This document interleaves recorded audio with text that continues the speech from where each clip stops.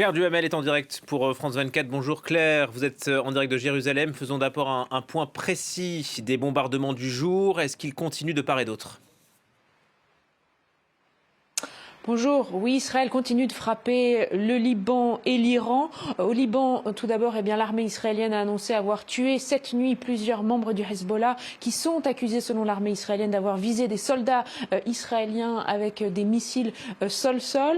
Le bilan côté libanais qui s'élève désormais à plus de 1000 morts, selon les chiffres officiels, parmi lesquels plus de 120 enfants et une quarantaine de secouristes. Et puis en Iran, les frappes israéliennes continuent aussi. L'armée qui dit avoir visé un centre de recherche sous-marin, un endroit où sont construits les sous-marins militaires iraniens selon l'armée israélienne dans la ville de Isfahan. Et puis ici, à Jérusalem, je peux vous dire que les alertes anti-missiles se font de moins en moins régulières, mais l'Iran cible toujours d'autres régions d'Israël, notamment le sud, la région d'Elat qui a été ciblée il y a une heure environ, et puis Tel Aviv où il y a régulièrement des impacts de débris de missiles. La nuit dernière, 7 bâtiments ont été endommagés, 12 blessés selon les autorités israéliennes. Les consignes à la population civile israélienne restent inchangées. La population est intimée à se rendre aux abris lorsque résonnent les alertes et la population israélienne est plutôt disciplinée, ce qui explique notamment pourquoi le bilan des morts est relativement faible en Israël depuis le début de cette guerre. Et à l'instant, le chef de l'ONU estime que la guerre au Moyen-Orient est hors de contrôle. Claire, on apprend que Benyamin Netanyahou réunira ce soir son cabinet de sécurité pour discuter de tous les fronts, puisque vous le disiez, Israël est engagé en Iran, mais aussi au Liban. Mais on sera très loin du dialogue, hein.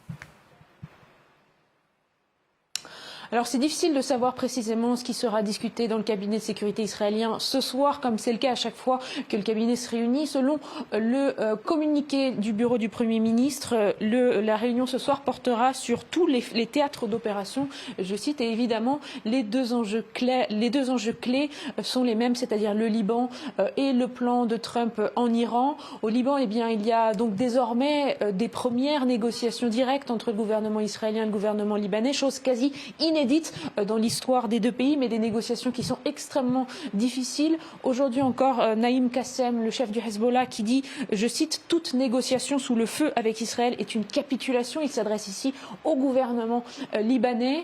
Et puis sur le sujet de l'Iran, historiquement, Israël s'est toujours opposé à des négociations avec la République islamique d'Iran. Le but des Israéliens assumés, c'est toujours un changement de régime. Néanmoins, on note quelques inflexions dans la position de Benyamin Netanyahou, qui a publié une vidéo lundi soir réagissant aux annonces de Trump de négociations avec l'Iran. Dans cette vidéo, Benyamin Netanyahou estime qu'un accord avec notre ami Trump, je cite les mots du Premier ministre, pourrait aussi permettre de protéger les intérêts vitaux d'Israël.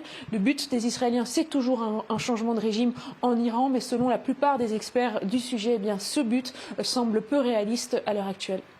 Merci beaucoup Claire Duhamel en direct de Jérusalem pour France 24.